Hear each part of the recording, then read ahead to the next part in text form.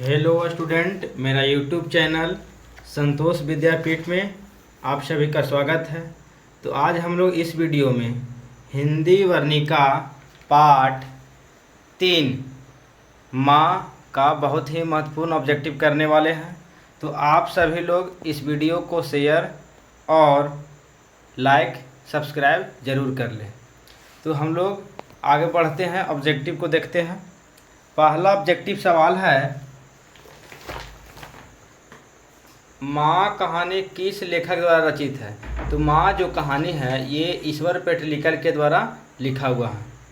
Question number 2, Mangu के अलावा उसकी माँ के कितनी संतानें थी। तो माँ के अलावा उसकी माँ के कितनी संतानें थी, मंगू के अलावा उसके कितनी संतानें थी। क्वेश्चन नंबर 3 का आंसर हो जाएगा, मंगू के अलावा उसकी माँ की कितनी संतानें थी। तो 4, कितना 4। क्वेश्चन नंबर हम लोग 2 छोड़ दिए, तो 2 देखते हैं। मंगू की माँ की कितनी संतानें थी। मंगू की माँ की कितनी संतानें थी। तो मंगू की माँ की संतान जो थी 4 थी। कितनी थी, 4। और मंगू के अलावा उसकी माँ की कितनी संतानें थी। तो मंगू को छोड़ करके कितनी संतानें थी, 3। मंगू को छोड़ करके 3 संतानें थी और मंगू को मिला करके 4 संतानें थी। क्वेश्चन नंबर हम लोग 4 की ओर बढ़ते हैं। माँ कहानी का मुख्य पात्र कौन है। तो माँ जो कहानी है इसमें मुख्य पात्र कौन है। तो 4 का आंसर हो जाएगा डी, मंगू। मंगू जन्म से ही क्या थी। तो ये पागल भी थी और गूंगी भी थी, इसीलिए आंसर हो जाएगा ए और बी। मंगू के कितने भाई थे। तो मंगू के जो भाई थे 2 थे। कितने भाई थे, मंगू के 2 भाई थे। क्वेश्चन नंबर 7 की ओर हम लोग बढ़ते हैं। पराई माँ ही कान छेदती है, यह है क्या है। तो ये कहावत है। क्या है, कहावत। किसने कहा था अगहन महीना में मंगू ठीक हो जाएगी। तो ऐसा किसने बोली थी। तो ये ज्योतिष ने बोला था। क्या बोला, कौन बोला था, ज्योतिष ने बोला था। क्वेश्चन नंबर हम लोग 9 की ओर आगे बढ़ते हैं। तो 9 में जो क्वेश्चन है, क्वेश्चन नंबर 9 की ओर, क्वेश्चन नंबर 9 में कहता है कि माँ के लिए कौन सा माह आरेह देह बन गया था। तो माँ के लिए अगहन का जो महीना होता है ये आराह देह बन गया था। क्वेश्चन नंबर हम लोग 10 की ओर बढ़ते हैं। तो क्वेश्चन नंबर 10 में क्या कहा गया है, मंगू की बड़ी बहन का नाम क्या था। तो मंगू की बड़ी बहन का नाम क्या था, कम्मू था। क्वेश्चन नंबर 11 की ओर बढ़ते हैं। क्वेश्चन नंबर 11 की ओर बढ़ते हैं। इसमें क्या कहा गया है क्वेश्चन नंबर 11 में।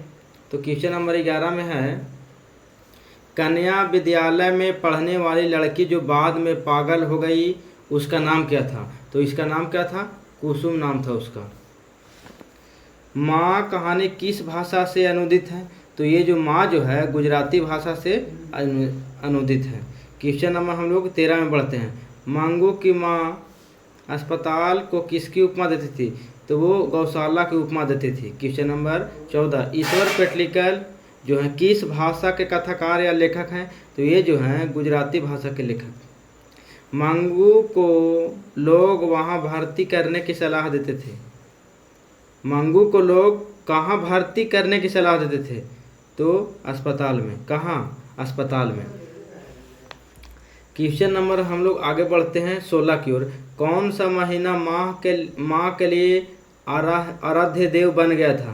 तो ये जो अगहन का जो महीना होता है ये इनके लिए क्या बन गया था, तो आराध्य देव बन गया था। तो क्वेश्चन नंबर हम लोग अब बढ़ते हैं 17 की ओर। तो 17 में क्या कहा गया है, क्वेश्चन नंबर 17 ये है। तो हम लोग 17 क्वेश्चन नंबर पढ़ते हैं। अब क्वेश्चन नंबर 17 की ओर हम लोग आगे बढ़ते हैं।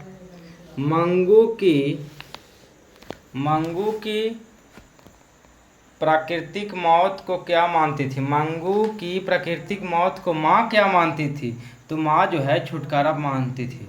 क्वेश्चन नंबर हम लोग 18 की ओर बढ़ते हैं। काला पानी किसका लोकप्रिय उपन्यास है। तो ये जो है ईश्वर पेटलिकल का ये जो उपन्यास है। क्वेश्चन, अंदर किसी को देखने जाने का नियम नहीं है, यह किसने कहा। तो ये कौन बोला था, क्वेश्चन नंबर 19 का जो आंसर हो जाएगा, ऐसा किसने बोला था? तो मेटूरन ने बोला था। किसने बोला था? मेटूरन ने। क्वेश्चन नंबर 20 की ओर, मंगू को भर्ती करने के लिए माँ ने किसे पत्र लिखकर बुलाया था? तो 20 का जो आंसर हो जाएगा बड़े पुत्र को। किसको? बड़े पुत्र को। मंगू की बड़ी बहन का क्या नाम था? ये देखिए एग्जाम में पूछा हुआ सवाल है। तो मंगू की बड़ी बहन का नाम क्या था? कम्मू। क्या नाम था? कम्मू। तो आगे हम लोग अब देखते हैं, ईश्वर पेटलीकर किस भाषा के कथाकार हैं? तो ये जो है गुजराती भाषा के कथाकार हैं। ये भी पूछा हुआ 2020 एग्जाम में। जन्म से ही पागल हैं कौन? तो मंगू। कि ये भी 2019 में पूछा हुआ सवाल है। तो हम लोग अब क्वेश्चन नंबर 24 की ओर बढ़ते हैं। मंगू जन्म से ही थी, क्या थी? क्वेश्चन नंबर 24 का आंसर क्या हो जाएगा? तो ये जन्म से ही क्या थी? पागल थी। क्वेश्चन नंबर 25 की ओर आगे बढ़ते हैं हम लोग। मंगू के अलावा उसकी माँ की कितनी संतानें थी? तो मंगू के अलावा उसकी माँ की कितनी संतानें थी? तो ये हो जाएगा आंसर 3। 25 का आंसर क्या हो जाएगा? 3। 26 की ओर बढ़ते हैं। माँ कहानी किस लेखक द्वारा रचित है? तो माँ जो कहानी है ये ईश्वर पेटलीकर के द्वारा लिखा हुआ है। मंगू की माँ की कितने संतानें थी? तो मंगू की माँ की 4 संतानें थी। मंगू की माँ अस्पताल के लिए किसकी उपमा देती थी? तो ये जो है गौशाला की उपमा देती थी। क्वेश्चन नंबर 29 की ओर बढ़ते हैं। ईश्वर पेटलीकर कहाँ के लोकप्रिय कथाकार हैं? तो ईश्वर जो पेटलीकर हैं ये जो हैं गुजरात के कथाकार हैं लोकप्रिय। मंगू कब से पागल है? तो मंगू जो है जन्म से ही पागल है। कब से पागल है? तो जन्म से। अब हम लोग क्वेश्चन नंबर 31 की ओर बढ़ते हैं। किसकी ओर बढ़ते हैं? क्वेश्चन नंबर 31 की ओर बढ़ते हैं। तो क्वेश्चन नंबर जो 31 है उसमें क्या कहा गया है? तो क्वेश्चन नंबर 31 में कहा गया है पागलों के अस्पताल में उपद्रवी मरीजों को कैसे रखा जाता था? तो कैसे रखा जाता था? इसका अंग्रेज आंसर हो जाएगा कमरे में बंद कर। कैसे रखा जाता था? तो कमरे में बंद कर रखा जाता था। क्वेश्चन नंबर हम लोग 32 की ओर बढ़ते हैं। मंगू को अस्पताल में भर्ती करने के लिए माँ के पुत्र ने किसका ऑर्डर प्राप्त किया? तो ये किसका ऑर्डर प्राप्त किया था? तो 32 का आंसर हो जाएगा मजिस्ट्रेट से।